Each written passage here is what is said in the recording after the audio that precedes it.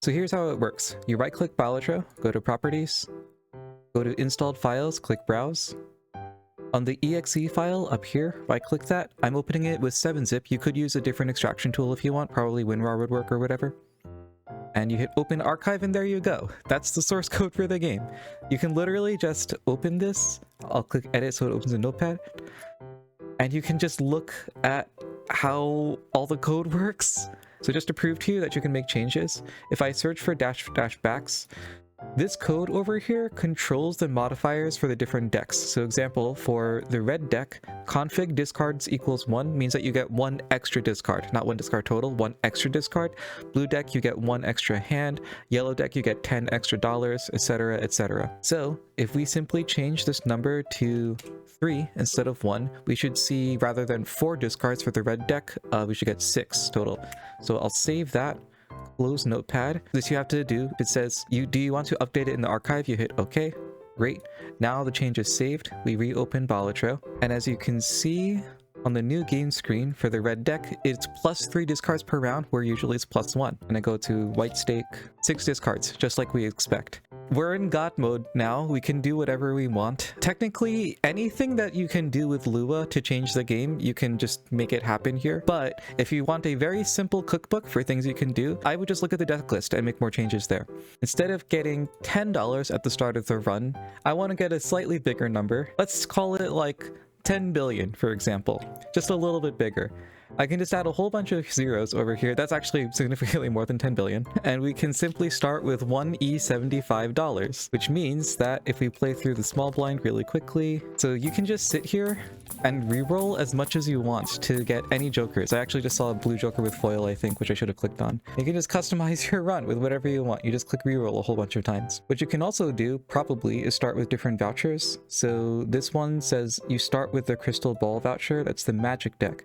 So if we copy this, put a comma here, paste it here, we can start with any vouchers that we want. And in particular, I think that I want to see, I think it's called Overstock. Yeah. So I'm copying the internal name and I'm pasting it right here. Not only will I start with this much ridiculous money, I will also start with the Overstock voucher. And I tried to get it so that you can start with certain jokers before. I wasn't able to get it to work. That doesn't mean it can't work. I just think the syntax just needs to change, or maybe there's another line of code somewhere that you have to change.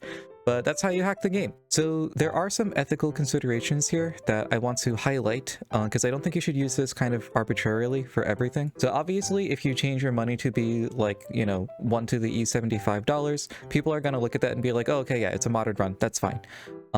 But there are changes you can actually make that get you an advantage that's a lot easier to hide. And one thing that I personally am very, very concerned about is the ability to modify drop rates. So if you go to the Ghost deck right here, as you can see, it sets the spectral rate to 2.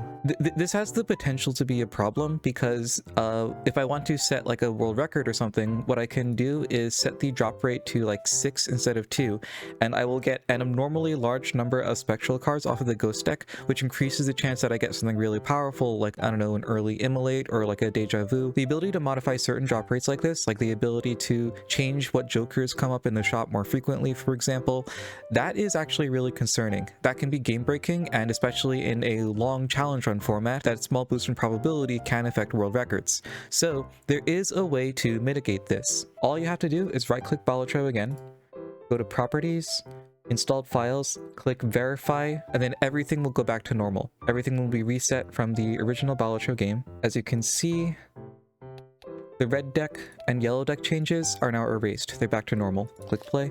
Just normal amounts of money for the yellow deck.